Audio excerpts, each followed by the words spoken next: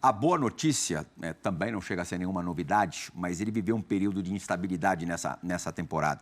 Principalmente ali na reta final do campeonato estadual, quando o Fluminense levou larga vantagem sobre o Flamengo, mas que voltou a jogar bem e ser decisivo é o Gabigol, né? Sim. Gabigol teria uma semana perfeita se o gol do Flamengo não tivesse sido anulado. Ele fez o gol da tranquilidade no meio da semana na Copa do Brasil contra o Atlético e hoje fez o gol que seria da vitória. A anulação não é culpa dele, não é responsabilidade dele.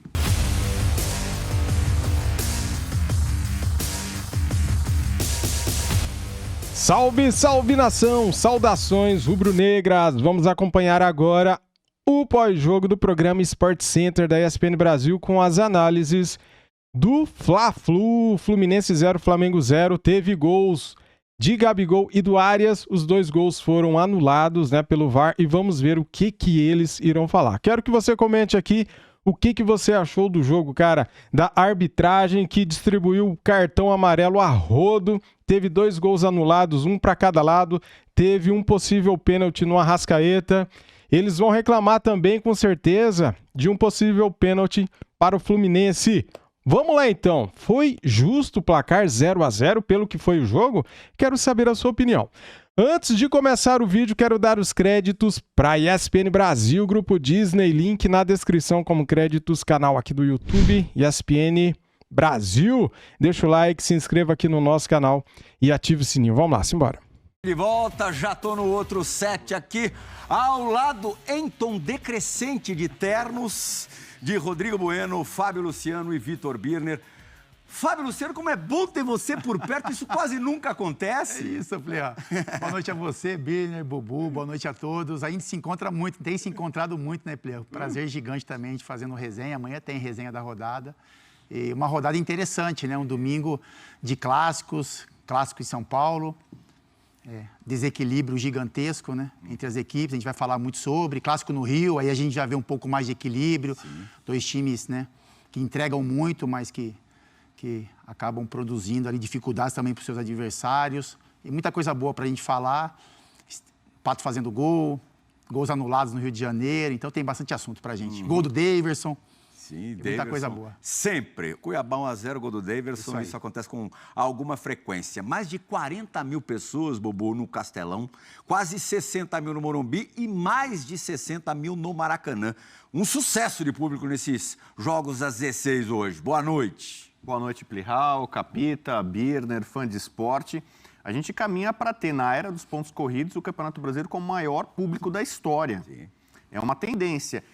E a gente falava, desde 2003, quando começou esse sistema, que aos poucos essa cultura ia pegar, né? Mesmo o time que não está brigando pelo título, a torcida entende, abraça para não deixar cair, para classificar para uma competição internacional. E, acima de tudo, é o amor pelo time, né? Não importa a fase, você pode até ir lá e vaiar, mas é uma tendência. Além do número de sócios-torcedores estar aumentando, né? Alguns clubes, mais que outros, trabalham muito bem isso. Mas é um campeonato muito bacana, né? Para mim seria só jogo de fim de semana, né? As Copas no meio de semana. O mundo dos sonhos. O mundo dos sonhos, né? É um modelo que a Europa consagrou, é que o Capita que jogou muito tempo lá sabe disso.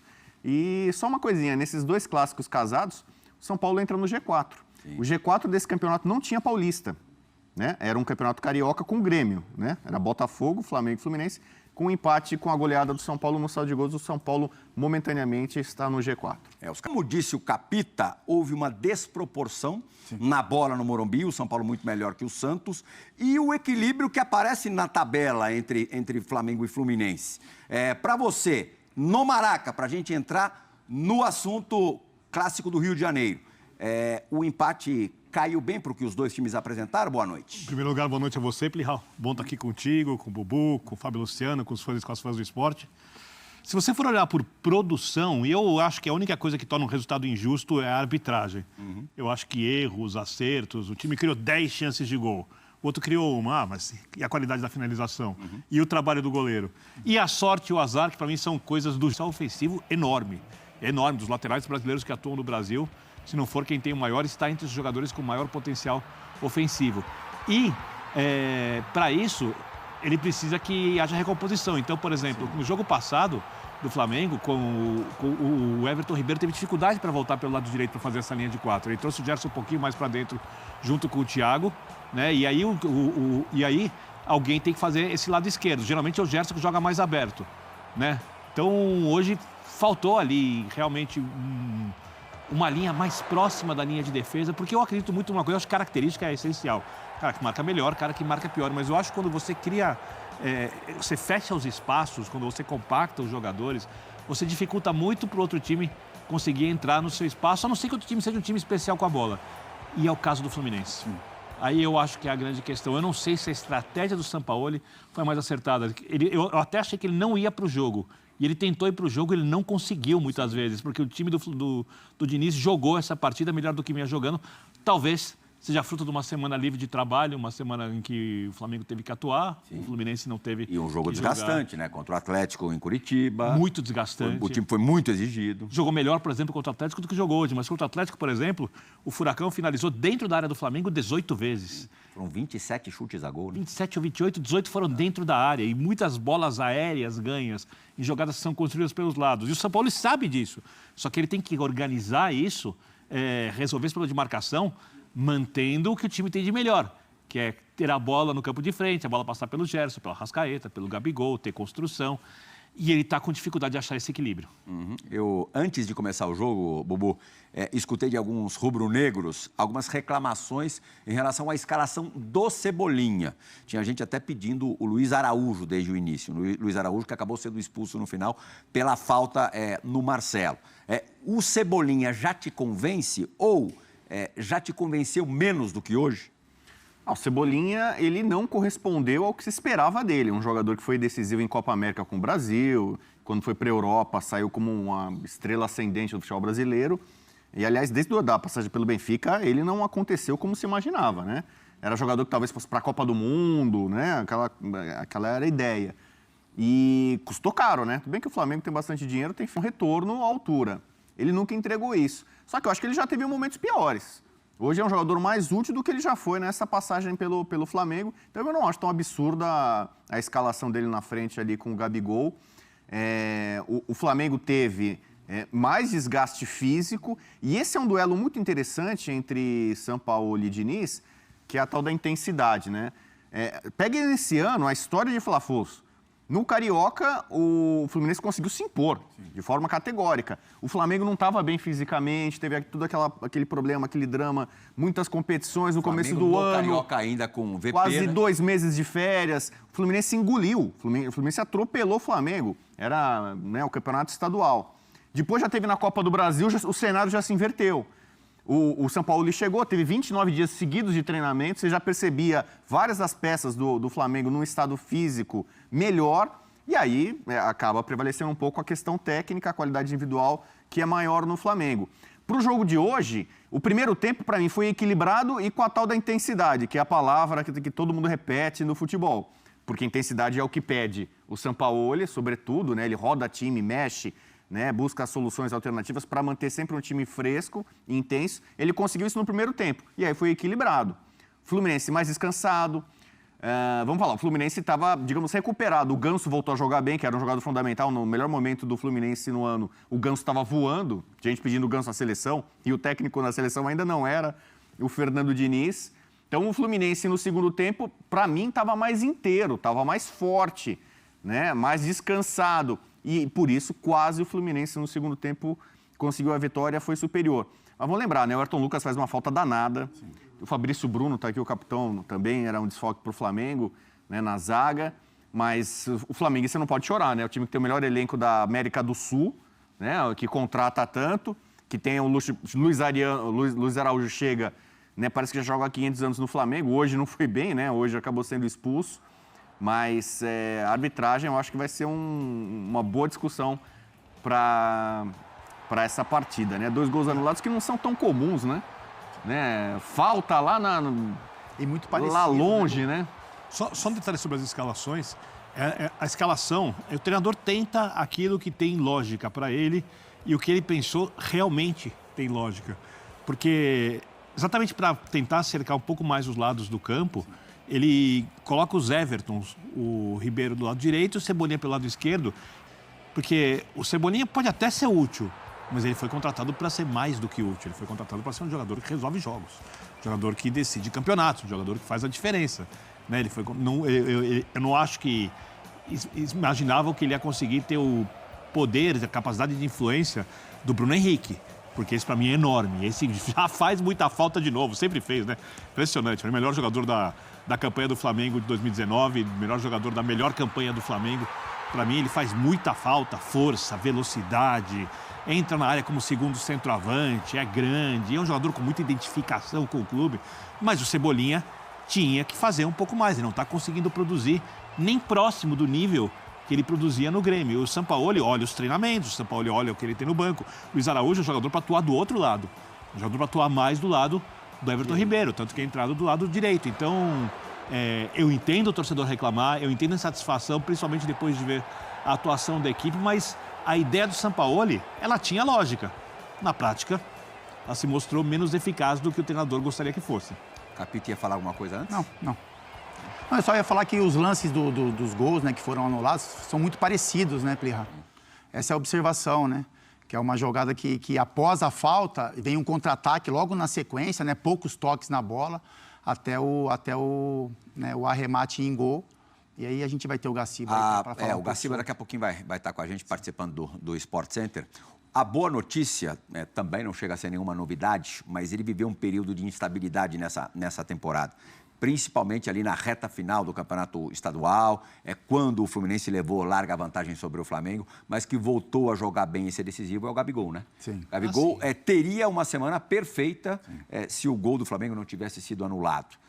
Ele fez o gol da tranquilidade no meio da semana na Copa do Brasil contra o Atlético e hoje fez o gol que seria da vitória. A anulação não é culpa dele, não é responsabilidade dele. Tem jogadores que vão ganhando crédito de acordo com o que fazem no clube e tem jogadores que vão perdendo crédito. Né? Eu penso muito futebol dessa forma. E esse, para mim, eu gosto de falar, Plihal, dessa nova geração, da geração que é a segunda melhor geração de futebol que o Flamengo teve da história, o maior jogador. Para mim, o melhor deles, tecnicamente, é o Arrascaeta. Para mim, o Bruno Henrique é o que tem mais identificação com a torcida, é o melhor da melhor campanha. Então, é o meu preferido desses jogadores do Flamengo. E o maior é o Gabigol. E o Gabigol, para mim, ele encaixa muito mais na ideia de jogo do Sampaoli do que encaixa o Pedro. Porque o Gabigol se aproxima mais para fazer as tabelas, mas é de uma ideia que o Sampaoli está implementando, não está pronta. E ele, tecnicamente, vive um momento melhor, como você falou. Ele não tem nada a ver com o gol anulado. Seria um golaço. Sim. Seria um golaço. O cara tira um gol da cartola no momento em que o Fluminense era melhor, que o Fluminense jogava mais bola. É um cara que tem gols em todas as decisões de Libertadores pelo clube. Então, esse é um cara de que a gente não duvida. A questão é o time conseguir acioná-lo mais e aí acerta o passe aqui, você conhece, acerta o gol, faz o gol ali, vai crescendo e volta a ser o Gabigol que, na melhor forma possível. Eu acho que ele não está tão longe assim disso do quanto algumas pessoas pensam. Acho que ele está próximo da melhor versão do Gabigol. Falta o time ajudá-lo mais. E ele volta a ser aquele 9 de referência, né, Plirra? Porque, assim, o que ele foi... que a gente achou que ele nem queria mais ser isso, nem jogador, queria mais ser. Em alguns momentos a gente viu ele jogando junto com o Pedro e ele fazia um pouco mais ali o lado do campo, o Pedro mais centralizado. Em muitos momentos ele saindo muito da área, fazendo ali a questão de armação de jogadas mesmo do Flamengo. E aí o jogador vai entrando num automático, as movimentações vão acontecendo, ele vai tendo mais confiança para fazer e acabou se afastando um pouco mais da área, né? Agora com essa formação do São Paulo, não, ele volta a ser o homem de referência, ele tem jogadores que o abastecem, né? Essa ligação entre ele, Everton Ribeiro e Arrascaeta, enfim. Então é um 9 que o torcedor está mais acostumado a ver. Vamos ouvir Jorge. Vamos lá. Jorge Sampaoli falando. Galera, daqui a pouquinho eu trago para vocês a entrevista coletiva do Jorge Sampaoli na íntegra, completa, tá bom? O placar de 0-0 para você. Quero te perguntar, vou dar também aqui o meu palpite, minha opinião, né, sobre o jogo. Foi justo, cara, 0-0. E a arbitragem? O que você achou da arbitragem distribuindo cartões a rodo? Toda a falta era cartão.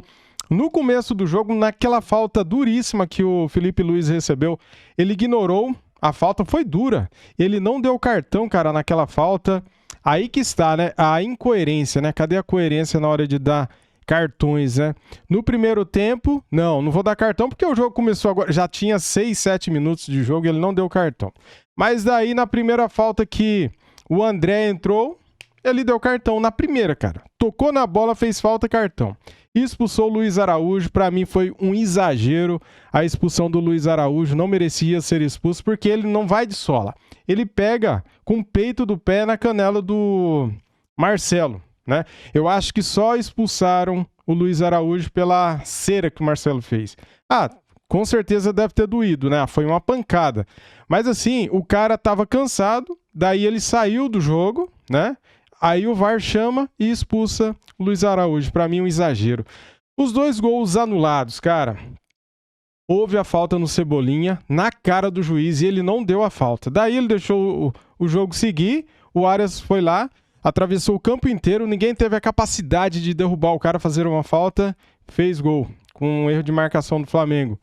Aí o VAR vai, chama o juiz e anula, né? Anulou o gol do Fluminense corretamente, ok. No gol do Flamengo, um golaço do Gabigol. Que pena, né, galera? Que pena, cara. Eu fiquei tão triste. Tinha até gravado o vídeo do gol, da reação, pra colocar no Instagram. O VAR vai, chama o juiz e anula o gol. Houve uma falta do Pablo, né? No Cano, Germancano. Daí foi anulado o gol. Houve um pênalti no primeiro tempo em cima do Arrascaeta. O VAR nem chamou. Ninguém falou na transmissão. Quero questionar, que transmissão também, hein? Que transmissão ruim do Premier. O narrador do Premier, cara, ele puxava tanto o saco do Fluminense que dava nojo, dava raiva. Eu só assisti no Premier porque aqui onde eu tô não pegava na Rede Globo o jogo do Flamengo. Só por isso, estava passando São Paulo e Santos. A torcida do Fluminense está reclamando de um pênalti, né? E a bola teria batido no braço do Gerson na área também no segundo tempo. Então, cara, por esses lances, pelo que houve, o 0-0 está de bom tamanho para o Flamengo, para o Fluminense? Eu acho que sim. O Flamengo não fez um jogão muito superior. Eu acho que o primeiro tempo do Flamengo foi melhor do que o segundo tempo. O Flamengo tinha que ter feito gol no primeiro tempo no Fluminense. O segundo tempo do Flamengo foi ruim, né? Então, assim, no meu ponto de vista, o empate está de bom tamanho pelo que o Flamengo apresentou. Não jogou para vencer o jogo. Foi um jogo pareio, um jogo igual, só que a arbitragem interferiu demais. Então, a arbitragem acabou roubando a cena, no meu ponto de vista, expulsando o Luiz Araújo, dando muitos cartões. Um exagero, cara. É isso que eu acho. Valeu? Muito obrigado a todos. Deixem um like, se inscreva aqui no nosso canal e ative o sininho. Saudações. Fui!